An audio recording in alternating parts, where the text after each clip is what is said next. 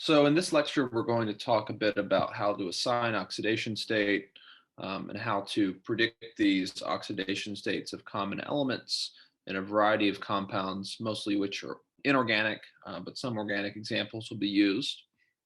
Um, and there are some general rules that you should use when you're going through and assigning oxidation states. Assigning these is generally the first step in accurately predicting the products and being able to do math problems for redox reactions. So first of all, a fundamental concept is that the sum of all oxidation states among any elements in the compound must sum up to the net charge of the compound.